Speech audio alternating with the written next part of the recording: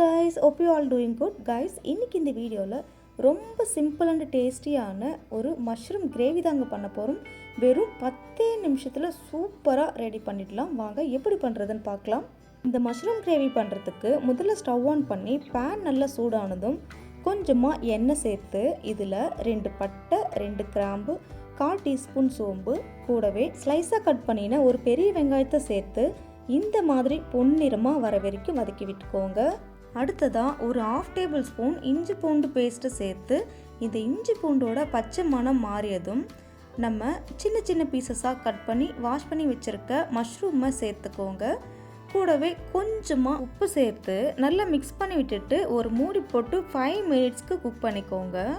5 மினிட்ஸ்க்கு அப்புறமா ஒரே ஒரு பெரிய சைஸ் தக்காளியை பொடியை கட் பண்ணி சேர்த்துட்டு இந்த தக்காளி நல்ல மேஷ் ஆகி வர வரைக்கும் வதக்கி விட்டுக்கோங்க. பாருங்க, தக்காளி நல்ல மேஷ் ஆகி வந்திருக்கு.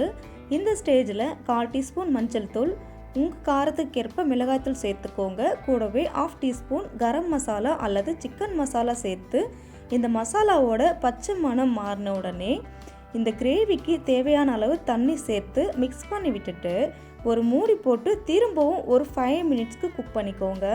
5 மினிட்ஸ்க்கு அப்புறம் பாருங்கள், நம்ம சேர்த்த தண்ணி எல்லாமே ட்ரை ஆகி கிரேவி பக்குவத்தில் வந்திருக்கு. கடைசியாக கொஞ்சமாக கொத்தமல்லி சேர்த்து சர்வ் பண்ணிக்கோங்க.